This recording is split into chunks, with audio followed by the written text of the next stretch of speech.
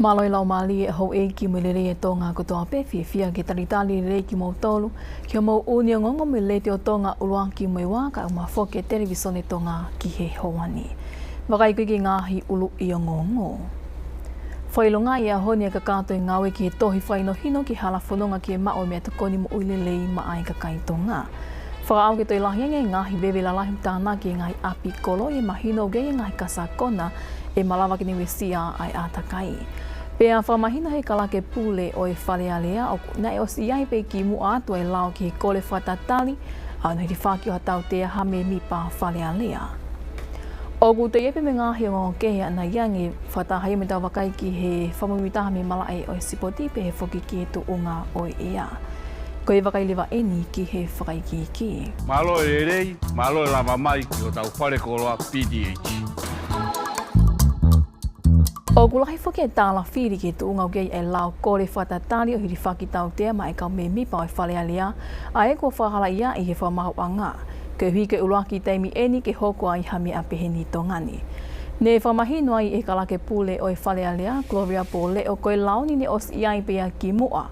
Kana te eki ke kore kei e hami mipa whalealea aia ne whahala ia i he whamahu anga. Ko e whaiki ki o taranoa ko ia mo vai whanua tūpola. Ko e kawengani ne o hake ia i e whakataha mo i kau whai o ngongo, o mga unga mehe o sia i e kau me mipa whalealea malolo ki mo atu ni whakataahonga i hona usia i whalealea, ka ne ikai i hawhainga mali e pehini. Ka ne whamahino e he kalaki pure e whalealea o tonga, Gloria Poleo, koe ni ihi koe nini te eki ke nau kore ki te tonu whawhalealea koe ni he kohili, tuku ke heange ni ihi ko eni ne iai hona ututu uni whawhamao anga i he ta uni.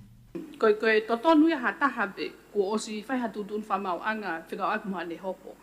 Ke ne hanga o whakahu maha ne kore stay. Aia koe hopo ka lavu i he ku lawe i, na ike ke ne whakahu e iha ne stay. Aia nei hoko an pe e whakahoko e koe whatongia koe ai whare o whakahifo ai koe tō taha koe ni me hono sea. O ko mahino pe whoki ki hongongo e le te o tonga, koe ongo me mipa whafonga whalealea eni e ua. Kua tali e whamau angalahi ki whatatali hono hili whaki hona tautea, ka e owa lewa ko mahino e tutu uni e whakamau anga tangi. Ko e ongo whafonga ko e nika e iki minista pa anga ta tafu toma moeaki ma whonga whalealea ma tonga tapu fitu, sione Singstar Saulala. Ko e tokon pale e mia, po asi mataile te he tok mahino e he topele lulu e wikeni, ka ko e pale e mia maa lolo toki tapo hivati oni toa o gu te eki hatai mi pau ki ai. Ko hiri ene no whapapau i meihe e nao kau whafufonga lao. Mai ngonga le te o me televisione tonga ko vai whanua tu pola. O gutai mua tongani i hono tokangai kina i ngahi ngawe ki he mao e meta koni mo uilelei i ngahi whanua e Pasifiki. Ne whailonga ia i he ahoni ai kakato i ngawe ki he tohi whaino hino ki he hala whanonga ki he mao e meta koni mo uilelei ma ai kakaitonga. Whatahaya mo e tohi ako ki ngawe a ki hendi i o kuna tokangai kina ai mo uilelei. Ko e polokalamani nei ai tono a senorita tuiwai o ne o mai e whaiki ki o taranoa ko ia. Ko e polokalama ngau e koe nio ku kau kia ngai whanua kehe e ona i Pasifiki o kau kia tongani. E whengau e ake potunga e mo hui, potunga e ngowe, mo e waa ngau e kau taha ngahi pule anga whatahataha ke he mea tokoni mo e ngowe, pe FAO. Na e talu ahono kamata i polokalama ko e ni i ao kosti ta ua noa taha hiwa, o toki kakato mai ki tisema o e tau ko o si. I he polokalama na e whamamawha ia i he tale kita mo ui toki tāsiari a kau ola, o iai ai totone toko taha tonga kotoa pe, ke whili ki he mo uilelei. Tautau te whito eni, koe whaunga eni e malawa ke tau i ake e mahaki i kai ke pipihi, pe NCDs. Koe tau mua hea promotion koe whengai koe ke whakaibia, ai kakai ke naulawa pule, tonga mo ui ke naulawa mo uilelei ai. O pau ke wangi whi mea, nao e tolu, ke te kinau. Kulaki ki rawa e, toa taha e community. O pule, a ngā ele meni ko toa ni whakatuku, a mama, tawa whike ensi. Tawa pule lele. Koe ua, ke ne maua mui lele. Pea tolu, ka toa taha ko ia. Ke longo mo ui, pe ni whakatuku, a ngahi kolo me whakatuku. Active and productive. Ngā ele meni tia tolu, o tonu ke tau mua, ke tau maha waipa. But then we go whakau ke determinants of health. Koe ke panu ngā maui. Koe pēse, wano o determinants of health. Witu ai e wano. Kawai e wano oi. Kawai e kau wanga whafonua. Kawai ako. Kawai koloa. Available. Mea kai, mea takon available ke kakai. Kawai whaitu ke nau whamalo sino ai. Kawai e anga mene lawi ke amene. E nau mahino. E kau whahino. Pehe toko taha kuni toka ngai kina polo kalama ngā ue ko ini esileli ahulelei, na e makatuunga ahono fatu o e tohi tuutuuni ko ini, ko e uhi ko e toi hiki tō pēa toko lahi o kakai o nau mao e mahaki i kai ke pipihi e Pasifiki. Tau te whita o ki hono whakatoka ngai ai toi fusisino ange ai kakai tō ngā. Oku iai e tui ai polo kalama ngā weni ko e makatuunga eni mei he tō e ko viti tahiwa, pe aku lahi ange taimi ke nofo pea kakai i api o mao e mea tokoni o ikai ke mo ilelei, pehe ke ikai ke whamalohi sino. Lolo tonga rina e pehe pule lahi e poto ngau e ngowe to ke tāwri ami manu, ko e tahane ngau e o whakahoko ki no tauta ofi mo whasisi ai mao e mea tokoni ikai ke mo ilelei, ko no hiki ai tute e mea tokoni melie, me mea tokoni ngako. Oe nei whakatu wai he komiti ai ngai mo wim pot ngai ngowe ka mai lao ko na ki he hiki to toki tutte bawa me kai meri fatonga ice cream mi tut dai me foi foto mai ki kroki ki ngako pa neo te kai ki lave o fu mau le no foto tu ko ngako ya kana e tau bua ke fakasisi fa lotosi ia ke kau no fakatau ai o me kai ko ni pe ko ia ko nga pene taha ngau e hoko mai ko fai whakamaro ke po ngai mo ui kai tuku ai hoko mai na tokanga ki foi pole lahi ko no tau ko nga ko lave ai kakai fonua. Oku amanaki ke whakahua te tohi tūtu uniko ni ki he kapineti, pe miai lewa ki he potungai mo ui me potungai ngowe ke whai hawakai ki hangai polo kalama, ke whakaivia aki e ngahi tūtu uniko e ni ke kakai whanua. Oku whapaanga pehe wa anga au e kautaha ngahi puri anga whatahataha pe FAO, ai ngā au e ko e ni ai ak whiunga me tola Amerika e tolu kilu whamano. Ma ai ngonga le tio me televisione tonga, ko au Sonorita tui vai. O ku wha au peke toi lahi nge ngahi bebila lahi utana ki he ngai api kolo i ngahi tau lahi. Pe au mahino u ye ngahi kasakona e malawa kene wesia ai atakai Alice Tupo mai whai ki. O ku kaui ngahi bebila lahi e ngahi aisi whakamokomoko mau. Koe nau ki ono whama whana o mea kai pe koe microwave, ngahi mea lele mau mo ngahi nau ke he pe. Nei pehe ofisa ma o lunga i he waa atakai Filimone la pao o ki he ongonga le teo mo i televisione tonga, ke ngahi api kolok nau tāna ke ngahi vewe la lahi i ngahi tau lahi ho nau ngahi api, o ki kai ke whaalawa e potu ngāwe o ngāwe whaalau ki he api kolo. Ka e te nau toki ngāwe atupe, ka pau ki ha launga me ngahi kau ngā api, o ku wesia o nau atakai i haopea te nau tāna ki vewe ki o nau eria.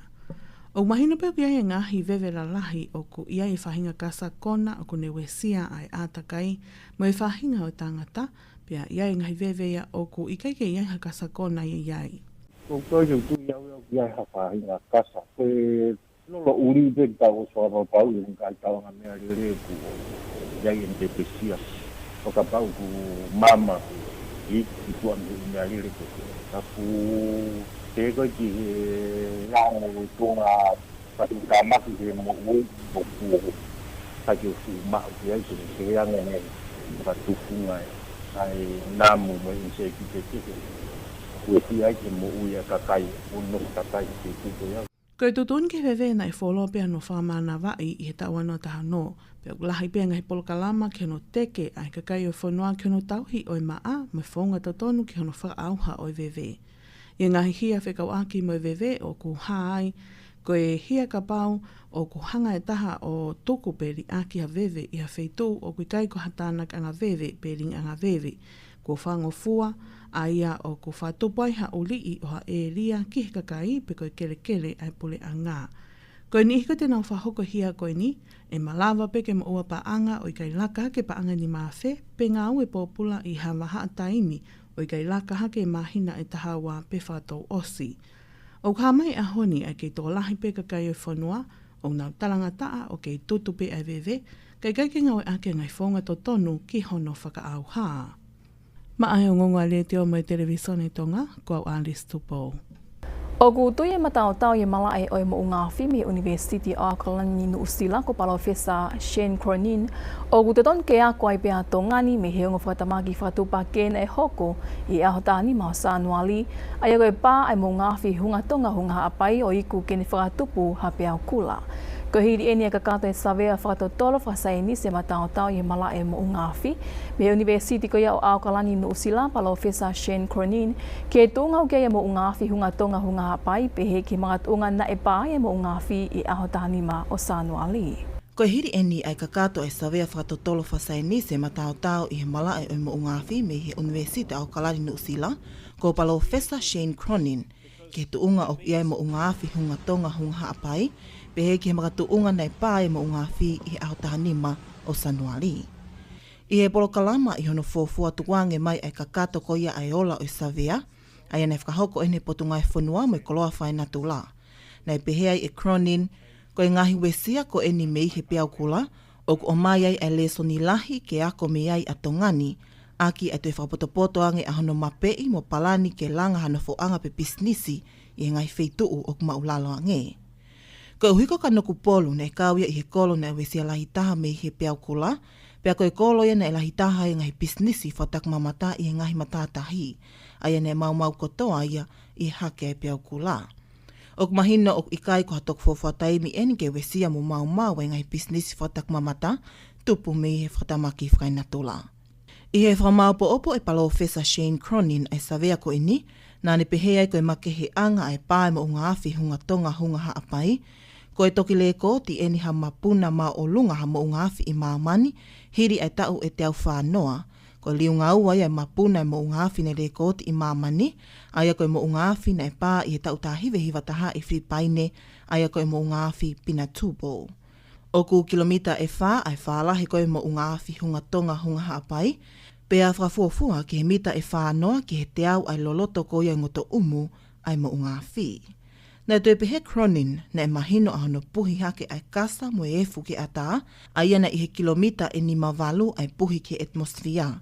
Pea mafola I he kilomita e fitunge au na e puhi hake mo ia o ne kāpu ia tonga tapuni, me ngahi tūku I motu I toke lau I he tawhaaki whakatoke lau ha apai e ua mo konga o wawao. Nā au ke mita e taha walu ai lahi ko ia e peau kula na e hake e tawhaaki hifo tonga tapuni, pea koe mita e ua noa e lahi e peau kula na e hake I nomu keiki I he waifunua ha apai. Mahino pea o tone o ngonga le te o tonga I he savea na whakahoko ki otumotu mo o mua, ai mahino na e wesia I pea nomu keiki hili ai hake pea kula I he ki motu. Ma ai o ngonga le te o me televiso ne tonga, ko au Snolita tui vai. Ko e talo ni ahono ahia he fuloa o e ahotani ma sanuali mo e taimali a tongani e ngahi tokoni mo e ofa ki he kehe e kakai mitua puleanga o kau keni e kau taha whatataha e kau tu umali a mamani ke mea tokoni PWCK. Ko e tokoni koe ni koe tu whātu e mea tokoni ke ngahi kolo mo e wheitu ne we sia lai taha mei he whatamakini vai whanua tu pola mo e whaigiki. Ko e mea tokoni whakahantoa e taha kilu taha mano fitungi au no noa, na e ngauhi e kau ngauhi mea tokoni ke kehe e taha ono I tongani, o whapaanga he polo kalama ngā weni ke tu whātu ki ngai whitu ke kehe e taha nima I tonga tapuni o ka wai mo wahe whanua e wā. Ko e ngā we koe nini whahoko pe ia I he mahina e tolu o te tāki he kau mawhai ki he tak mamata pe he ki he matātahi o holei. I he whamatala ko tuk mai me he kau taha mawhai ki he tak mamata mo whalau ewe ewa. Ne ka wato e sektoa e tak mamata ki hono pātolo aki e ngā weni ke hike ke wesia e sektoa tak mamata me he tātā puni ka o awhonua ka hike whangatangata o e wailasi COVID taha hiwa. Ne marato unga ea I he whiema o ke whakaivia e ngahi pisnisi whatak mamata una ngai whapatonu ki ngā hia mea toko ni ka hike ke wesia e sektoa ni me he ikai hakau whalau ewe ewa. Ma ke heangi me he ngahi mea toko ni ne ngauhi I tongani o whapaanga e he kau tu maria mamani ne ia ipe me ngahi nau nau whamea toko ni kehe laka I he whaafe ne o mai e hawakale o whakau tau ma kehe me fisi I whe pueri. Lolotonga iau whatokanga I makehe e sektoa e tak mamata mo I ngau e tangata olimpiki tutuku a tongani ko pita tau whatofua ke hui ke ngahi nau nau ki o seni o ka wai e waka ma e ngahi tuku I motu newe sia o mahino ke ngahi waka ko ia e tokon lahia ki he whiawe a ki e mea toko ni mei he kolomu ai wahe whanua ko ia ki he motu. Ko e ngau e foki ko e nini whahako e matatahi o lei whenga aki me kau mamawhai ki tak mamata mo flau ewe ewa o kau ke me potu ngau e ki ngahi ngai whaloto whonua mo ni mo. Kai kehe ko uhi ko kakato e ngā wene ko kamata i pehe whalaite o wikeni e polokala mako whatau kei whafohi interneti ki he whaunga mo i poto i ilo ki he wheime atako ni. Mai ngonga le te omu televison tonga ko wahifuna tū pola. Na e mawahi atu mei tonga ni awhi ai kau tau malo i whanua i toko whanima ki Australia i e tau mua ke nau kau atu ki he teu ki he ako tau e whai i Hawaii i e mahina katu u. Ko e poloklama ako tau koe ni e toki whai e aho ahiwa koe au sune o toki osi ki aho wha o ao kosi. Ka koe tau mua e whalau ki Australia ki nau teu ai ki he poloklamani. I hono whai ki eke o Augustino Sagalia mi he tau malo i whanua. Ko e whalau koe ni o whapaanga pēia e he puleanga Australia ai aku nau whalau atu o teu i Australia o toki mawahi mea i aho tātolu koe au sune ki Hawaii ki he poloklama ako tau koe ni. Na ne pehe ko whainga mali e eni ki whanau tō ngā koe ni ki nau whingau e a ki whatahai. Mui ngāhi whanua ai aku nau kawat ki he poloklamani ki nau wako mi ngāhi whaunga ngau e ke keheange mohonuanga ko ia no ngau e a ki ngāhi mea ngāwe me ngāhi mea ke he pē. Ko ia ko tau koe ni aku whahoko whakata ua pe aku whafuafua ki ngāhi whanua e wanoa aku nau kawatu ki he poloklamani. Pea me he whamau angalahi na e kamatai pe he pongpongi e au ni e whamatala whamuoni ai kau whamuoni ma e mamahika pe lieri lanu mata o whilawe e ni mo e hopo sivile ki hene tukuaki e palemia malolo to ke tāpo hiwa tene toa ki ngai tukuaki i e tolu o totongi ke whaloto i. Koe ngāhi tukuaki i koe ni ku kau kei hono whapale i aki e hataha kehe ai bangai ni manoa ma tā pule mi la paha ko Ringo Halafihi rotonga ia ani tau olunga whawhiewhia i kai mea kai papakiu i apinof anga pe i la paha i he aho taha walo no vema ta unko si. Ko e tukuaki i whika wawhilawe ia mohona whaki atu e he tukuaki i tuke tātio ni toa o whawhau i hataha ke he tanke vaita e to tongi ki ma tā pule ko maka fotu i e aho taha whitu ko ia no vema ta unko si. Ko e tukuaki i whika toru lewa nei whilawe ia mo e tanu hala wari tā ko ia o e hala i la paha.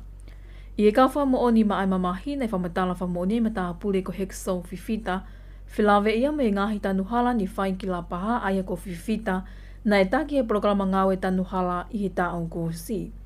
Na e wha eke ia he whawhunga lau e mamahi David Coppett pe koe hai o hinga na e tanu ai me ngai hala tāu taha ki ngai apino whanga i la paha o tāria e whiwhita koe ta hai e ngahi tāu mua e programa langa whalagalaka koe ni ki he tanu hala ko no tanu e ngai hala lalahi pe na e tanu ai pe me ngai hala ki ngai apino whanga i ni ihi ai o kunau masive sivata te whido ki ni ihi ko ia o kunau whaingata ia whai sino i e api ko ia mo i kaung tō likelika. Nā ne whahai ke whamau anga, nei kai ko tonga tapungo furupe ne whai kei e ngāhi ngāwe wari tā ko i ni, ka ne kaupe kei me ngāhi wāhenga kehe hangi ko tonga tapu walu mo tōlu. Ne eke kei e whawhunga lau ko ia toki tātu ni toa Clive Edwards, pe nā ne ilo ne iai ha whemahino aki he pure anga mo i kolo la paha, ke nau totongi waewa i hono warita ai hala o la paha. O pehea e whiwhita, ia koe ko ngaia ai whingawe aki e pule a ngā mui kakai i ngāhi tūku i kolo. Nā ne whaha ke whamau a ngā koe whingawe aki koe nine pāwai ki totongi e he kakai o i kolo ai peseti e ni manoa i he warita, pe te nau whai lewa i nau tolu pule a ngā ai toinga o i peseti e ni manoa. Nei toi whaeke e Edwards, pe koe mo oni pene ia e whie mau mi he kakai i la paha, ke whengai ke osi e nau halaho no warita ki mu a he whili. Ke uhin a whetonge e pure anga, he ko ostotonge nau pa anga. O taria e whiwhita, io pe ko honau tuku ingatani whenga ke osi, o ta tau pe ke ngahi wahenga ke he ka koe nia o mai ke ahoni, o kute eki ke kakato ai ngahi ngawe tanu hala koe ni. I e whamoni hokone whamatala whamoni ai matapule mi la paha ko punou ki hihifo, o whaike eke ia e Edwards pena ne ilo na nau totongi e vaewa ki hono walita ho nau hala o ni tari ai io. Na te eke gei e Edwards pe koe mo oni pena nau whenga ke osi pe ai hala ki mua he whili ke uhina whetongi e pule anga o ni tari ki ai io. Ne whampatana whamo oni henia mata pule me hoi ko diploma lawaki whilawe ia mo i tange vaina nau alu o ave me he apino whanga to i tātio ni toa. Ai ne wha eke e Edwards pena e talangi kei e toki tātio ni toa ke alu o awiha ni tangeta e totongi me no api no whaanga. Ka nei tali ai e lawaki i kai, ka koe mea peia ne whahaangi e mataapure ko maka fotu, Nei talangi to kita dio ni toa ki ai. Pe nau alwai o awe tanke e taha me apino fuanga o to kita dio ni toa. Nei toi whamatara whamo o ni heni mataha pure ko se misi ha foka mi whaatumu. Ai nei kawia mo lawaki i hini ina nau alu o awe e tanke. Nei ege gehe tui whamaolahi. Pe na nau alu mo tanke vai ke apino fuanga o maka fotu ne o si ei hatu ungai ne o si teu i ke tu wai e tanke o tari ai e ha foka i kai. Ka i hono whakai ke e koe whamooni e taha ko e tuini waka, ai nei kau mo he ni ihi koe ni o ne pehe, nā nau aluatu mo e tanke ko os mau mai pe fo i sima ke tu wai e tanke. Whilawe mo tukua ki i ke whapale paanga ini manua ne whamatala whamooni ai ma ai mamahi lanu mata, ai mataha pule ko ringo halafihi, o ne pehe ne aluatu ki hakai mea kai papakiu ne whai i he apino whaanga i la paha, pe nei tai mo e mea lea, ai na ne tau olunga fiai o ne whakatawanga i e mali ko ia o toki taha tu ne toa ko hena o ko aluange whapale i a kia ai paanga ini manoa. Na e whakaeke ia e koped, pe o kune ilo ne e whai e kai mea kai papakiu ko ni maa toki taha tu ne toa o ta rengi halafihi o ki kai mauia pe koe whai maa toki taha tu ne toa ka kune ilo pe koe ka kaina e iai koe kaupoupo o toki taha tu ne toa. Na e whaeke e Edwards a halafihi pe o kune ilo koe hae uhinga ne whapale iai e he nā, kana ne tali o i kai tine ilo e ia. Na eke kei e tui whamaulahi witen pe koe hae loloa ni tau olunga fia ni whai pe toki whapale i a kia e paanga ni manoa, o ne tali o whafuafua ki he miniti e wanoa. Na eke kei e tui whamaulahi pe na e toi whanongo ki a taha na e lea whikau aki mo toki tātu ni toa, pe ko ha mea ne talangi kei e hena hiri hono whapale i a whikau aki mo toki tātu ni toa pe koe whili, o tali i kai ki heni a halafihi. Kai ke hene iei pe me ngahi whamatala whamo o ni ke pene o hake i whamao a ngā, ka nei tolo iei e hopo ke toki hoko atu i he hoa e whiawhiko ia o he aho ni. Oku i kai ke totongi ai revi i ho o vete pe whi awe ak paanga mo i panke langa whakalakalaka o tō ngā. Ko e uni o ngongo wharata whanua pia ki e hōwani, mala e o sipoti te tau hoko atu kei o ka hiri eni whahoko atu ia e vai whanua tūpola. Malo e rei, malo e la mamai ki o tau whare koloa PDH. Mehi mala e o e sipoti, nei whahoko i ahoni i e mala e wa inga o i api ko seo atu i he kolisi ako whawhai ako, ai polokalama ako wa inga ma e kau whai ako e toko onongo fulma nima, mehi ngahi ako lau tohi i tonga tapu ni.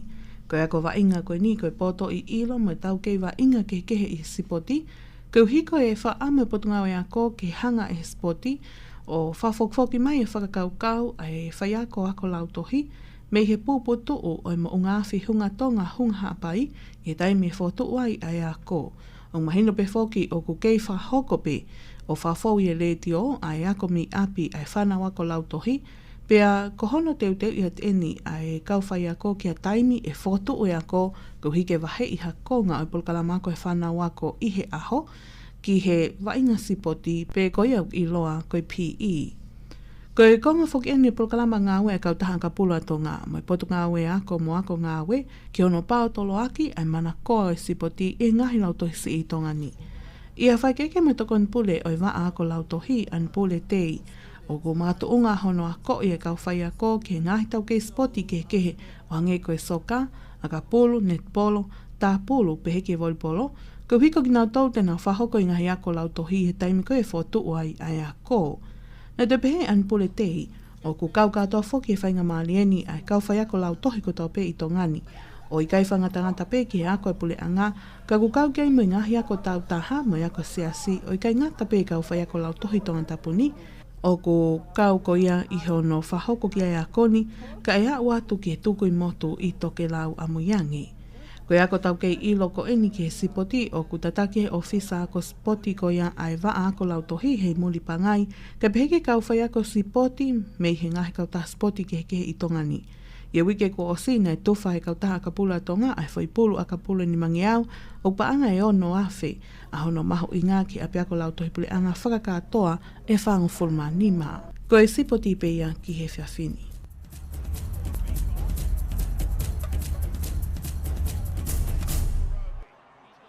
Mua pe tau maa vai te toi wakaingi pe hin ki ngāhi tara noa lalahi oi aho. Whailonga i aho ni a ka kātoi ngawe ki toi whainohino ki hala whanonga ki mao mea tokoni mo ulelei ma ai ka kaito ngā.